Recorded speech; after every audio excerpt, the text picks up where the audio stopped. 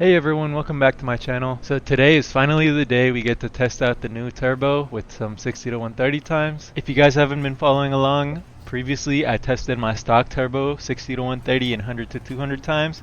I'll put the link for that video below, but if you haven't checked it out, I would suggest you check it out first.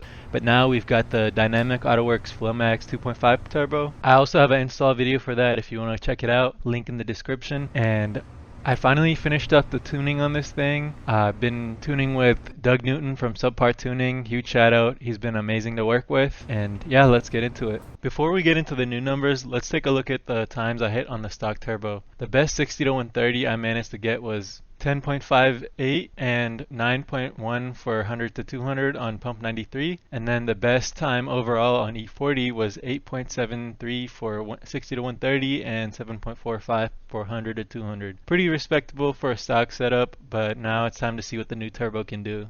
I'm gonna head to a private closed racetrack. 60.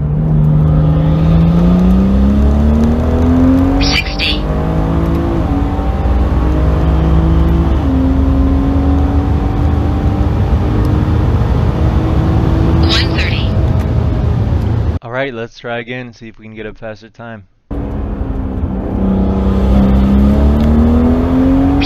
130. Now let's take a look at the fastest 100 to 200 time. 60.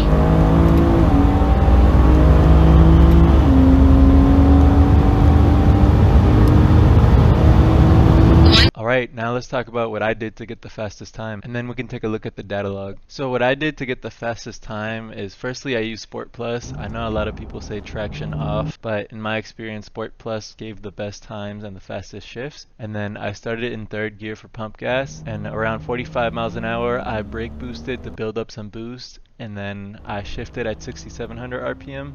I know for stock turbo you shift around 6000 RPM, but since the hybrid turbo has a little bit more top end, I shifted around 6700 RPM for this. Alright, let's look at the data log for the 93. I'm just going to go over one data log because they're going to be similar. So starting at around 3000 RPM, I start brake boosting, I build a little bit of boost, and then I let off the brake and we start accelerating. We get a peak boost of around 23.5 to 24, and that continues through third, fourth, and then fifth. Then I shift around 6700 RPM for both third to fourth and fourth to fifth. And let's look at the timing corrections now. Alright, these are the timing corrections. So you can see starts off at around 3 degrees. When you're doing brake boosting and doing 60 to 130 runs, you can build up a lot of heat, so that can cause some timing corrections. But you could see they're minimal, they're around 1 to 3 degrees, and then as you build more heat you get more timing corrections. And a lot of people get heartburn when you see timing corrections, but this is a part of a tune and it's there as a safeguard. And then looking at the timing, we're getting around 7 to 8 degrees at the top of every gear. Obviously some of them have a little bit of timing correction, and let me show you why we get that. So looking at the IATs, you can see that we start at around 81 and then we slowly start building up, and you can see when it hits 100, that's when we start getting a lot of our timing corrections, and heat does cause timing corrections. And then just to show you guys, this is pump 93, let me show you the ethanol content. So around 14% and pump gas is around 10, so this is basically pump 93. So yeah, let's look at the E40 times now. 60.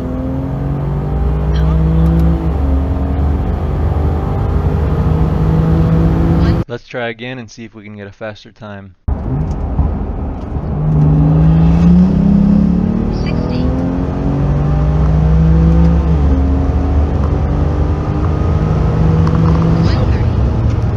And let me show you the fastest 100 to 200 time I got. 60.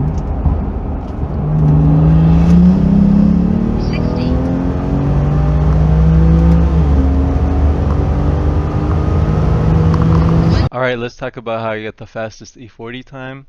So in pump gas I started in third gear, but I was having traction issues in E40, so for E40 I started in fourth gear, and then I brake boosted and then shifted at 6700 and then ran out fifth until 130. Now let's look at the data log.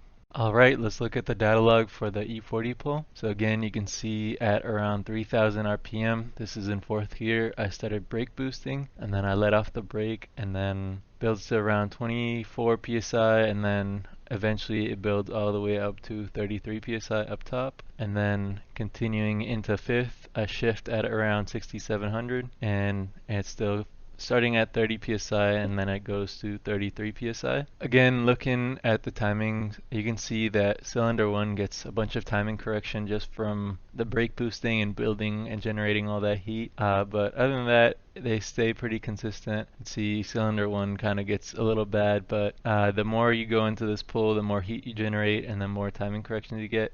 And eventually they come back down. And for timing, it should be around 13.5 degrees for 33 pounds of boost top when you're not getting timing corrections. And then for IATs, we start at 73, and then you can see eventually it goes above 100, and we start getting a bunch of timing corrections there as well. And then looking at the ethanol content, you can see we're at around E42, and then it briefly goes to E43. Lastly, I just wanted to compare the stock turbo versus the Dynamic AutoWorks Flowmax.